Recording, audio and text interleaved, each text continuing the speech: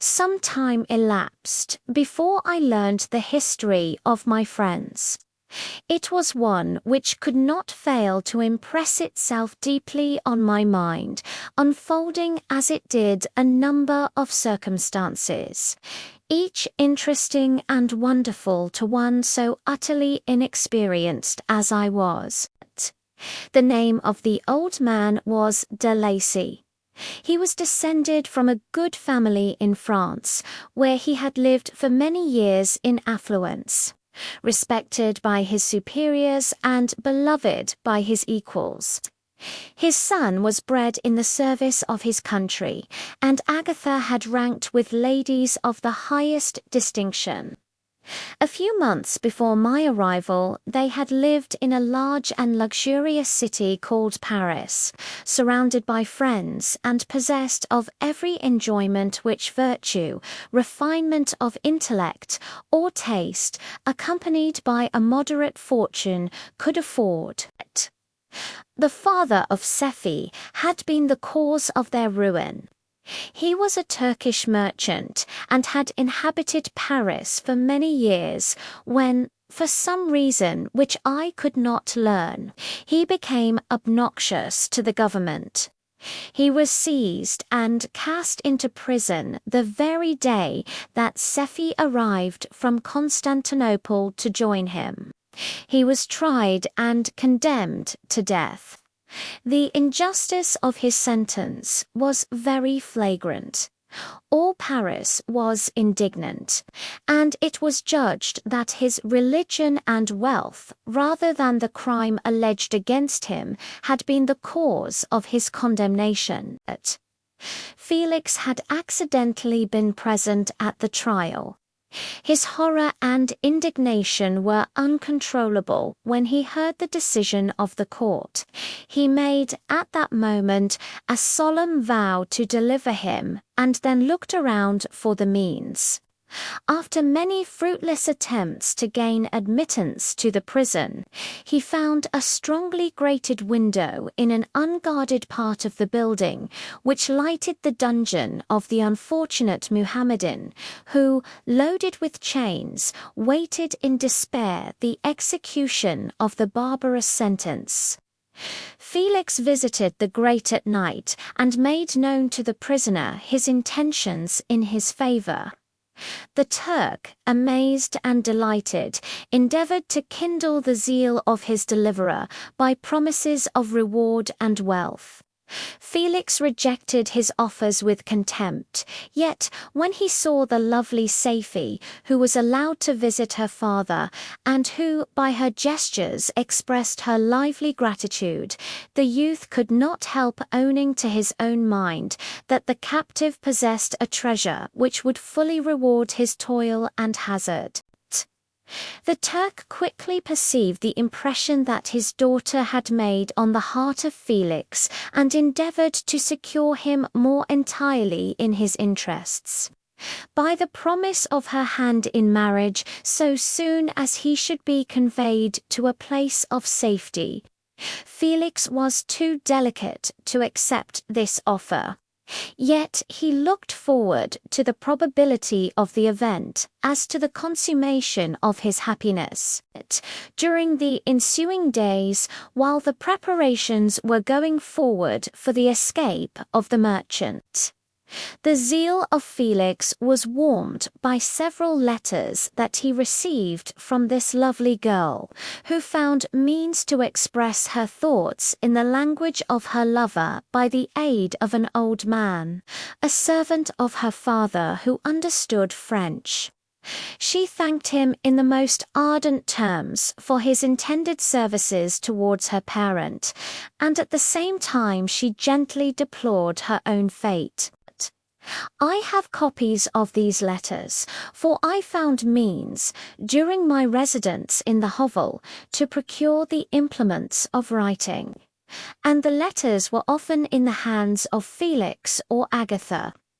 Before I depart, I will give them to you. They will prove the truth of my tale. But at present, as the sun is already far declined, I shall only have time to repeat the substance of them to you. Safie related that her mother was a Christian Arab, seized and made a slave by the Turks. Recommended by her beauty, she had won the heart of the father of Safie, who married her. The young girl spoke in high and enthusiastic terms of her mother, who, born in freedom, spurned the bondage to which she was now reduced. She instructed her daughter in the tenets of her religion and taught her to aspire to higher powers of intellect and an independence of spirit forbidden to the female followers of Muhammad.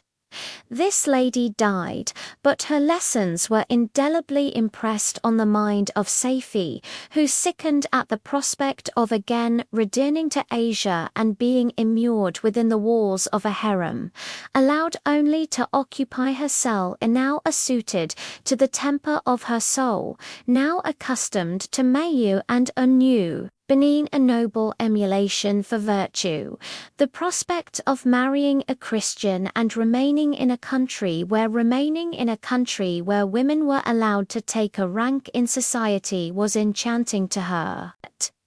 The day for the execution of the Turk was fixed, but on the night previous to it he quitted his prison and before morning was distant many leagues from Paris. Felix had procured passports in the name of his father, sister, and himself. He had previously communicated his plan to the former, who aided the deceit by quitting his house, under the pretense of a journey, and concealed himself with his daughter in an obscure part of Paris.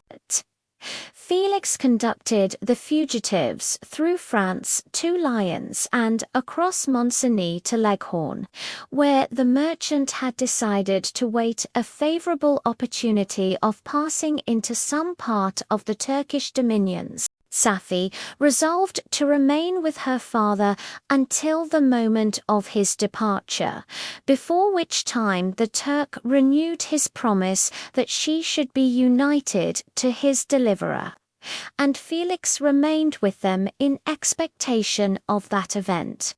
And in the meantime he enjoyed the society of the Arabian, who exhibited towards him the simplest and tenderest affection.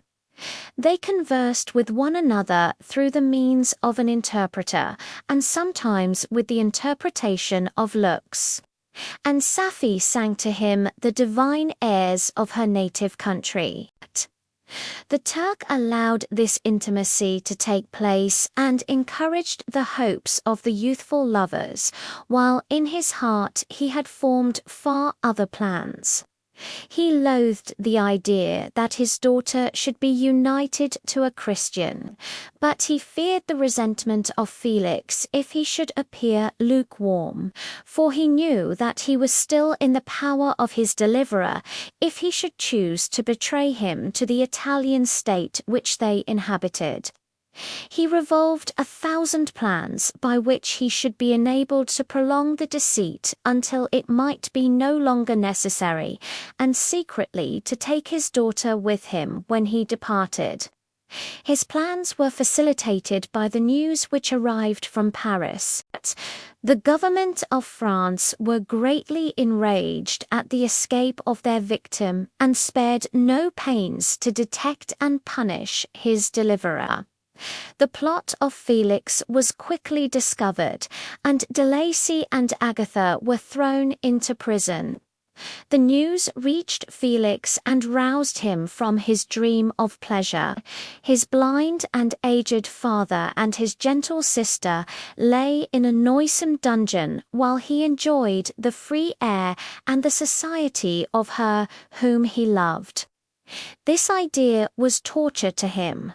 He quickly arranged with the Turk that if the latter should find a favorable opportunity for escape before Felix could return to Italy, Safie should remain as a boarder at a convent at Leghorn, and then, quitting the lovely Arabian, he hastened to Paris and delivered himself up to the vengeance of the law, hoping to free de Lacy and Agatha by this proceeding. He did not succeed. They remained confined for 5 months before the trial took place, the result of which deprived them of their fortune and condemned them to a perpetual exile from their native country. They found a miserable asylum in the cottage in Germany, where I discovered them. Felix soon learned that the treacherous Turk, for whom he and his family endured such unheard-of oppression, on discovering that his deliverer was thus reduced to poverty and ruin, became a traitor to good feeling and honor, and had quitted Italy with his daughter, insultingly sending Felix a pittance of money to aid him, as he said, in some plan of future maintenance. Such were the events that preyed on the heart of Felix and rendered him, when I first saw him, the most miserable of his family. He could have endured poverty, and while this distress had been the meed of his virtue, he gloried in it. But the ingratitude of the Turk and the loss of his beloved Safie were misfortunes more bitter and irreparable. The arrival of the Arabian now infused new life into his soul. When the news reached Leghorn that Felix was deprived of his wealth and rank, the merchant commanded his daughter to think no more of her lover, but to prepare to return to her native country. The generous nature of Safie was outraged by this command. She attempted to expostulate with her father, but he left her angrily, reiterating his tyrannical mandate. A few days after, the Turk entered his daughter's apartment and told her hastily that he had reason to believe that his residence at Leghorn had been divulged and that he should speedily be delivered up to the French government. He had consequently hired a vessel to convey him to Constantinople, for which city he should sail in a few hours. He intended to leave his daughter under the care of a confidential servant, to follow at her leisure with the greater part of his property, which had not yet arrived at Leghorn. When alone, Safie resolved in her own mind the plan of conduct that it would become her to pursue in this emergency. A residence in Turkey was abhorrent to her. Her religion and her feelings were alike averse to it. By some papers of her father which fell into her hands, she heard of the exile of her lover and learnt the name of the spot where he then resided. She hesitated some time, but at length she formed her determination. Taking with her some jewels that belonged to her and a sum of money, she quitted Italy with an attendant, a native of Leghorn, but who understood the common language of Turkey, and departed for Germany. She arrived in safety at a town about 20 leagues from the cottage of de Lacy, when her attendant fell dangerously ill.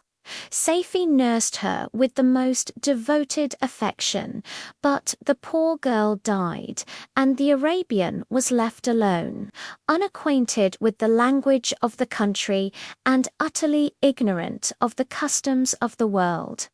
She fell, however, into good hands. The Italian had mentioned the name of the spot for which they were bound, and after her death the woman of the house in which they had lived took care that Safie should arrive in safety at the cottage of her lover.